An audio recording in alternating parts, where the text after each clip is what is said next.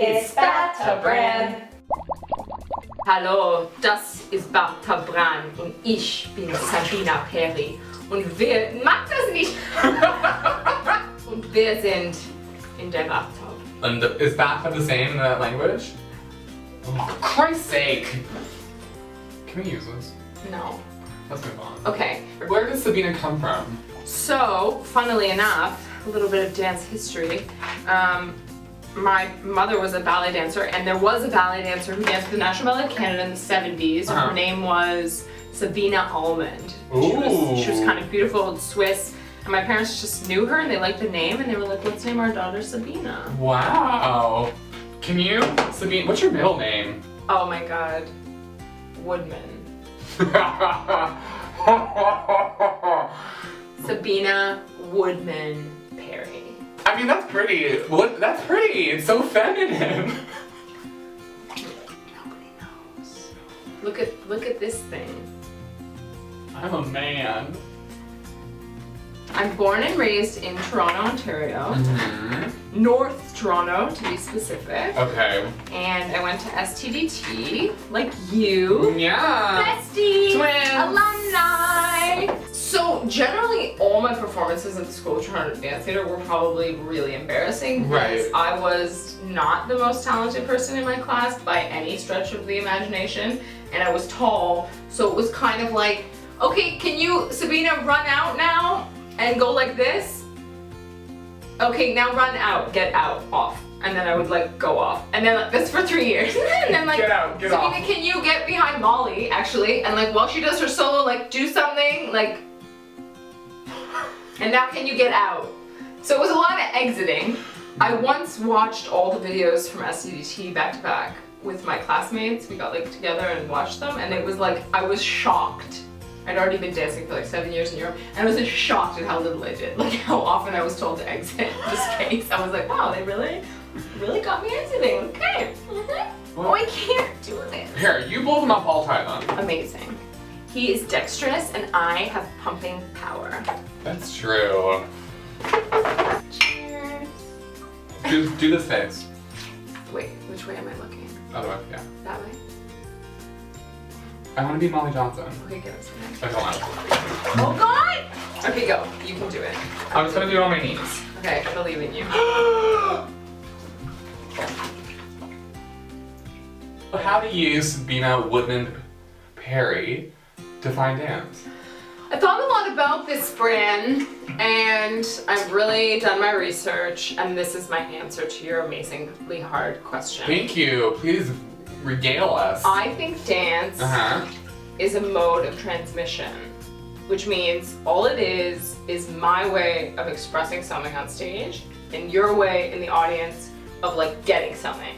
So if I go to a dance show, I'm getting this transmission, whatever that means, from whoever made it. Okay. So I just use it. It could be it's the same as a painting or a piece of music or a theater piece or a book. You know, you're transmitting something. That's all it is. Right. That's what I think it is, or that's what I do with it. Okay. I think it should just be about expressing what you want or getting something from whoever is expressing that thing. I'm not one of those people that gets like their panties in a bunch if there's no dance in a dance show, or there's no text in a theater piece, or there's no painting in a painting situation. Like, I don't care about borders and definitions like that. Right. And I don't get that cranked out when someone does something performance arty. Right. Like, I know people get super cranked and pissed about it, and they're like, I want dancing to music. And I'm more like, I don't really care, just as long as it's good. Right. If it's bad paint drying, then I'm not into it. If it's good paint drying, then like, bring it on.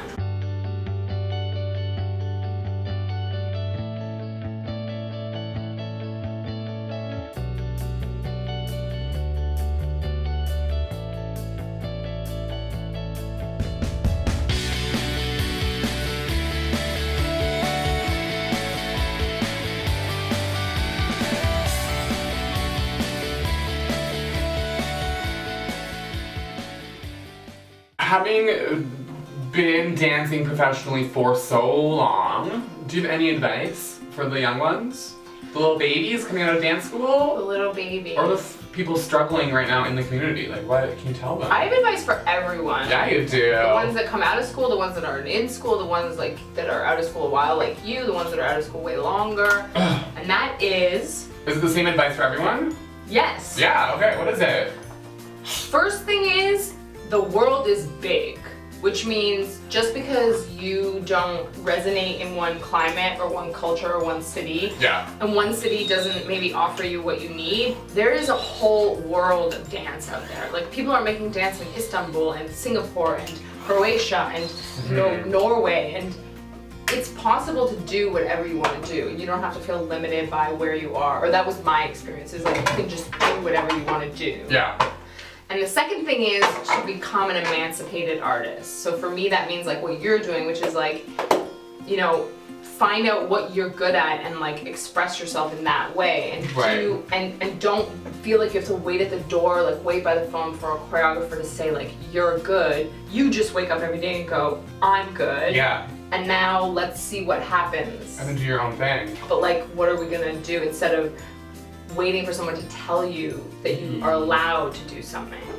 Wow, that's good. That's good advice. Thank you. Just save for your futures, kids.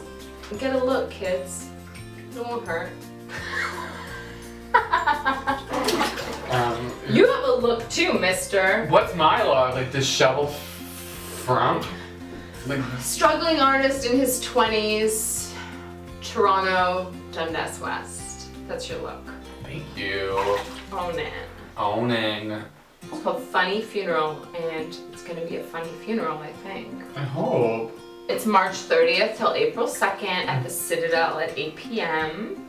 I've never shown like my own choreography in Canada, so it's kind of like a homecoming a little bit.